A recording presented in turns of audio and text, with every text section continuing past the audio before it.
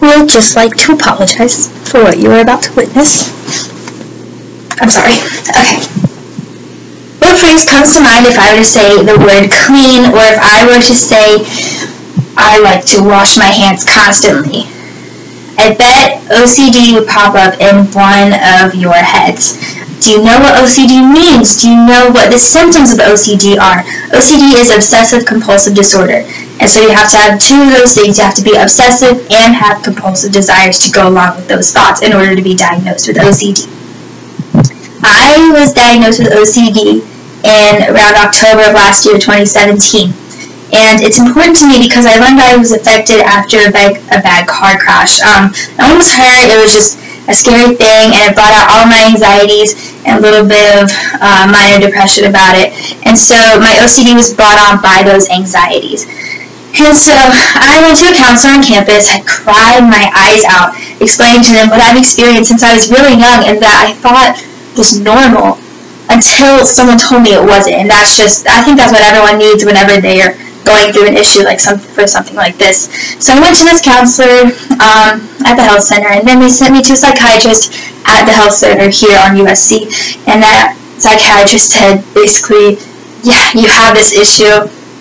It's not just in your head. It's not just people saying like, oh, you'll get over it. It's just a couple little minor things. No, it's OCD. It's obsessive compulsive disorder. So now I take medication for it. I take SSRIs, which are selective serotonin reuptake inhibitors, which basically means that the serotonin in your brain is what makes you happy, and your brain naturally lets it go and takes it back up. But what my meds do is once my brain lets the serotonin out, it doesn't allow my brain to pick it back up. So basically, I'm happier. My meds make me happy, and you can tell because sometimes I'll get really giggly, and then if I don't take my medicine, I'm sort of sad and down because all these anxieties come flooding back. And when you're a happy person, those anxieties aren't there, obviously, because otherwise you wouldn't be happy. So yeah.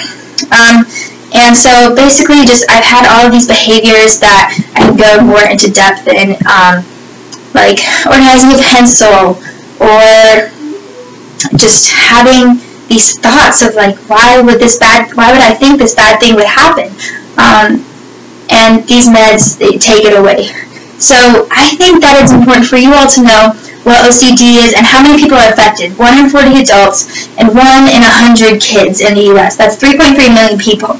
And in college, it's like we all are in, it's way easier for those things to go noticed. And because like 95%, I believe, of the students that go in the health center for psychiatric reasons have anxiety issues.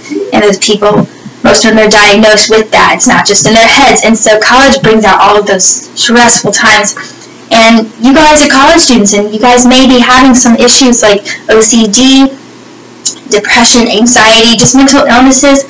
And what I want you guys to know is that OCD, you just have to help your friends that are going through this. You have to let them do what they need to do. You have to let them do their routines so they can get through this, because otherwise it's just going to be a stressful time for everybody involved in this situation. And I want you guys to know that going to a counselor and crying isn't a bad thing. Letting people know how you feel and what you're thinking and what you feel when you're alone. It's okay to let people know what's going on. And so I just want you guys to know that you can get help. You can talk to anyone. Talk to a trusted friend. Talk to me if you need to. I won't judge because I'm going to be saying things.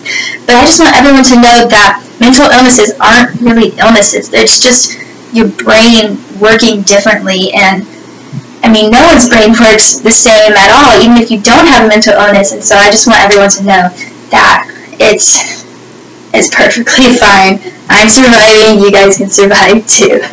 Thanks. Like I said, I'm really sorry. So sorry.